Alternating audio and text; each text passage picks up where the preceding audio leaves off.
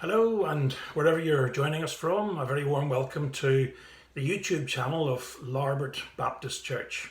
This is our thought for the day, and it's Friday. I know it's Friday, I've forgotten the date. Hold on. It is Friday, the 17th of September. Sorry about that.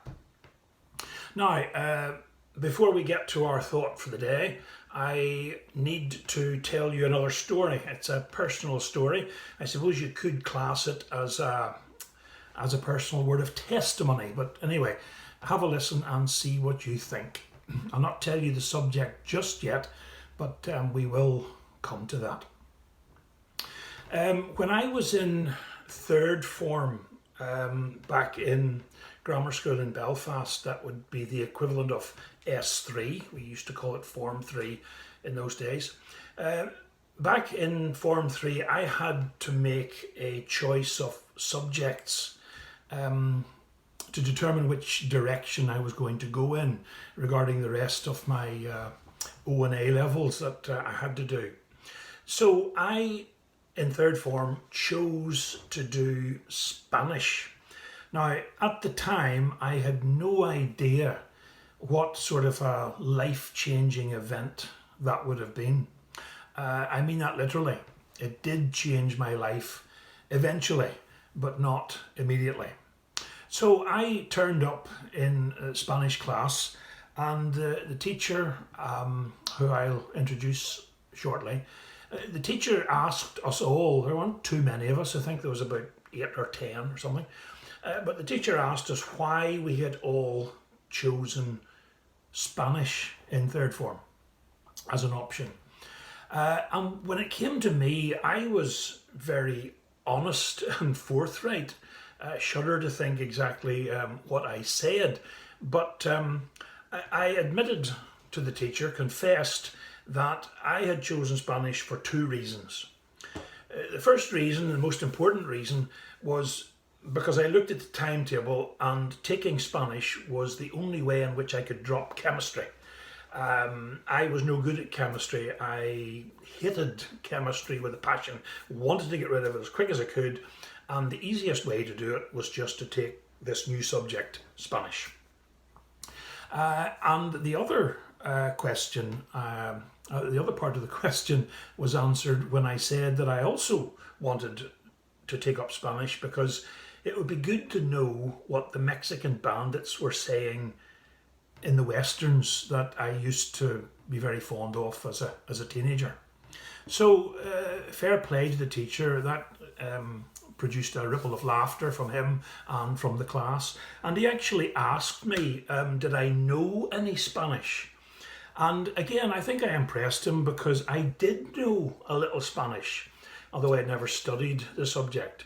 And he brought me out in front of the class and he asked me to speak, to tell the class the Spanish that I knew. And I immediately, without hesitation, said, Manos arriba, a la pared, esto es un robo.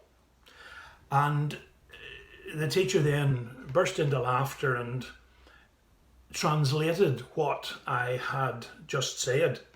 It's not very useful if you ever go on holidays to Spain, because what I actually said, quite correctly and even a little bit fluently, was hands up, against the wall, this is a robbery.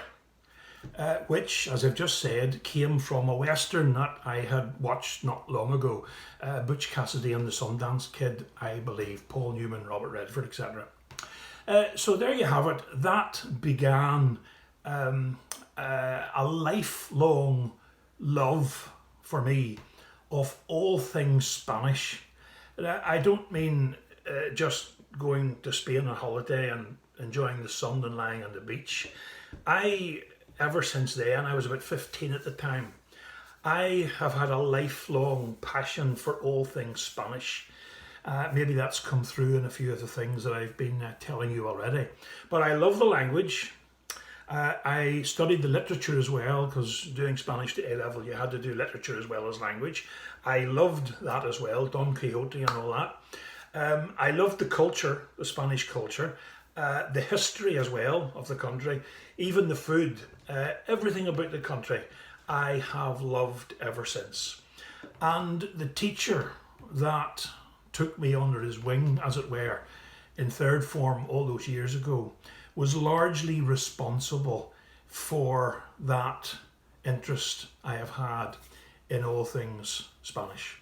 Now, that teacher was a Christian man. I'll tell you his name, Willie Hunter. He's now in glory, but he was a good Christian man. He was actually a missionary to Peru in South America, which is where he used his Spanish to begin with. Came back from there and became a teacher. But he became something of a mentor to me because,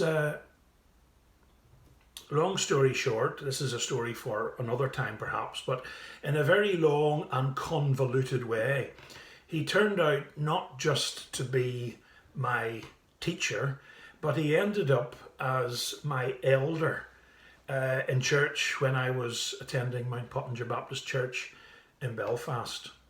And it was a joy to have him as a teacher. It was even greater joy to have him as my elder in that church.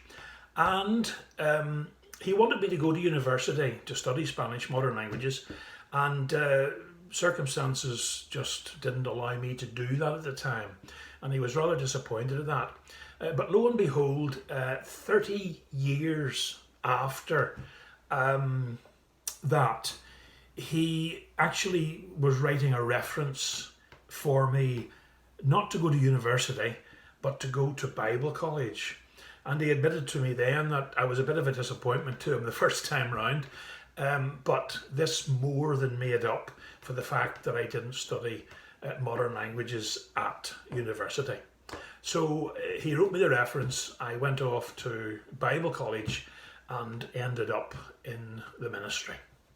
Now, the reason I'm telling you all this, and the subject, the thought I want to leave with you, is one of mentoring or discipling others. Now, that man, Willie Hunter, was one of the few mentors I've had in my life. Precious people that God has sent along into my path, if you like, to help me along the way that the Lord would have me go. You can say he was a mentor. You can also say that he was a discipler. He discipled me. And as you've probably gathered from this story, discipleship or mentoring is not a short, sharp exercise. He mentored me and was in my life, pushing me in the direction that the Lord wanted me to go, I believe. He was there for about 30 years doing that. So he invested time and effort in myself and others to bring us along. So it's an ongoing exercise, and it's a very responsible thing to do as well. Where would we be without people to mentor or disciple us? Now, discipling others, making disciples, is one of the last things that the Lord told us to do before he left earth.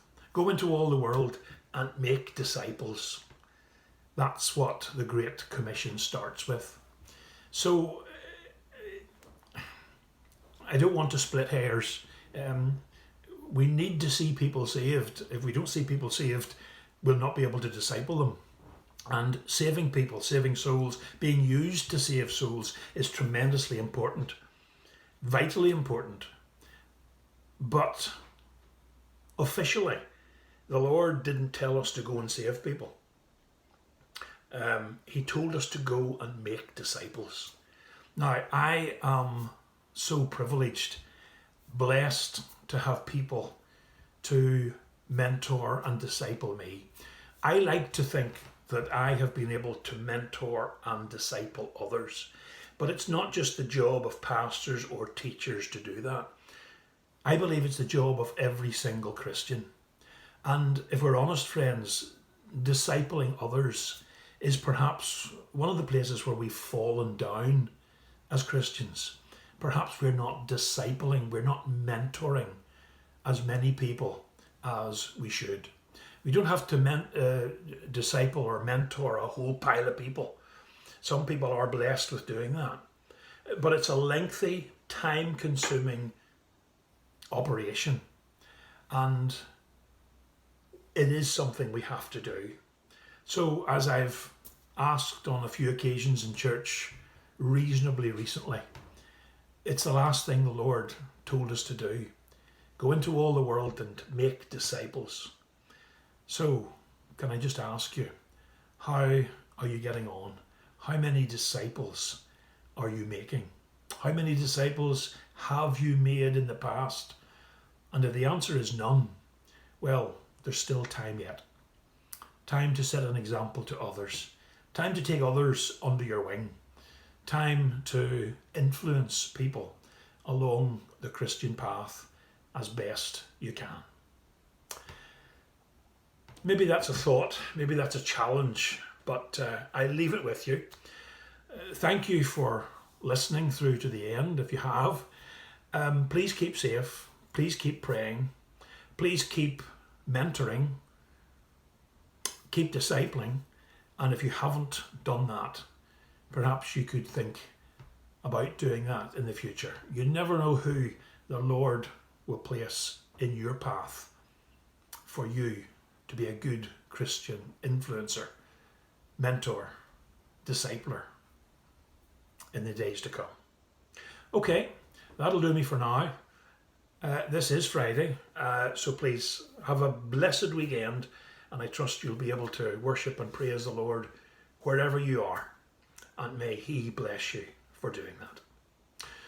Until we speak again, from me, it's another bye for now.